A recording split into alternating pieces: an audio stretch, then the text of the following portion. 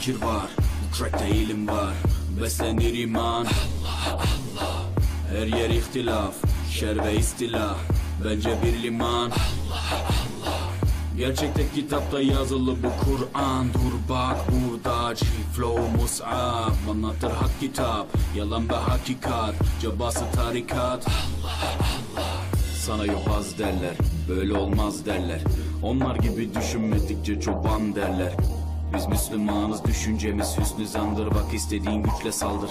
Biz Rabbe müptelayız. İşimde Allah, dilimde Allah, zikrimde Allah, fikrimde Allah, aklımda Allah, aşkımda Allah, aslımda Allah, kanımda Allah. Hasbi Rabbi Cellallah, ma fi kalbi gayrullah.